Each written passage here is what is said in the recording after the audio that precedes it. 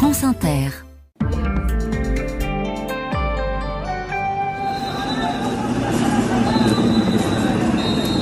Sébastien, des hélicoptères, des soldats, des pompiers débordés. Nous sommes à Dhaka, la capitale du Bangladesh, où un marché très populaire a été entièrement détruit par les flammes ce matin. On l'appelle le Bongo Market. C'est un marché historique très connu des habitants de Dhaka, des milliers de petites échoppes qui toutes vendaient depuis 43 ans, depuis 1980, des vêtements de marque à prix bradé.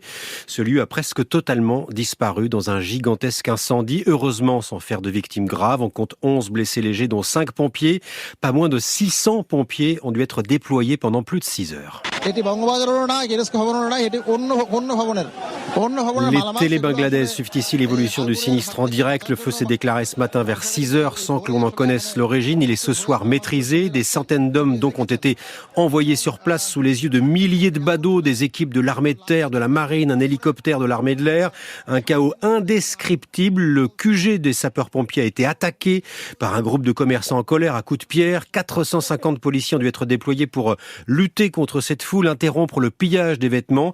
C'est une catastrophe pour des centaines de commerçants en larmes, ruinés. Tous se préparaient à l'un des plus gros week-ends de l'année. Vendredi, c'est l'Aïd, l'une des plus importantes fêtes musulmanes, et tout leur stock de vêtements achetés pour l'occasion est donc parti en fumée. Direction, ça n'a rien à voir, le canton des Grisons en Suisse, où un monument oublié depuis des décennies ressurgit et fait polémique. Le canton des Grisons en Suisse alémanique, connu pour ses stations de ski haut de gamme ou pour accueillir le non moins haut de gamme Forum de Davos. On connaît moins en revanche la capitale du canton, la ville de Coire.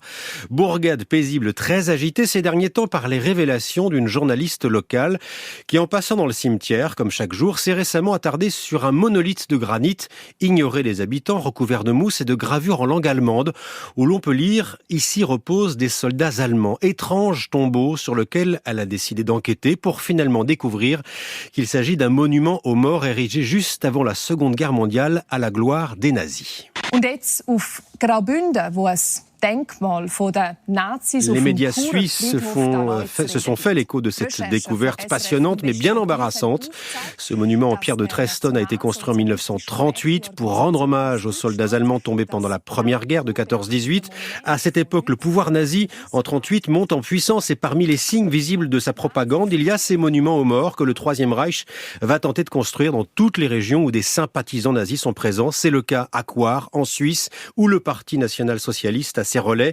Une histoire que la ville a voulu oublier après la guerre. La municipalité envisage aujourd'hui de préserver ce tombeau et d'en faire un mémorial pour se souvenir des crimes nazis. On termine en Inde, à Dharamsala, dans le fief du Dalai Lama qui vient de révéler l'existence d'un nouveau lama. Oui, une nouvelle passée inaperçue en dehors des milieux bouddhistes et diplomatiques, mais qui pourrait avoir de lourdes implications géopolitiques. C'était le 8 mars dernier sur les contreforts de l'Himalaya, une cérémonie du 14e Dalai Lama, bête noire de Pékin, une cérémonie en apparence anodine. Une conférence à la fin de laquelle le Dalai Lama, qu'on entend ici, est pris en photo avec un garçonnet de 8 ans, l'air très sérieux, les cheveux courts. On ne connaît pas son âge précis ni son nom, mais on apprend dans le compte-rendu de la cérémonie, au détour d'une simple phrase, qu'il s'agit en fait d'une figure essentielle dans la hiérarchie du bouddhisme tibétain. Son titre officiel, le 3e grand lama, autrement dit l'un de ceux qui devront choisir le futur Dalai Lama, une fois que l'actuel, âgé de 87 ans, décédera et se réincarnera comme le veut la tradition bouddhiste. Or, cette succession à la tête du bouddhisme tibétain est surveillée de très près par Pékin, qui occupe le Tibet, comme on le sait, depuis 1959. Au point, par exemple, qu'en 95, quand le 2e lama a été nommé, sans l'aval des communistes chinois, eh bien, les autorités chinoises à l'époque l'avaient enlevé. Un enfant de 6 ans que l'on n'a jamais revu. Cette fois, le 3e lama est d'origine américano-mongole. Une fois encore, Pékin n'a pas été informé de cette nomination et pourrait à tout moment décider de sévir contre ses voisins indiens ou mongols. Sébastien Logénie, merci beaucoup.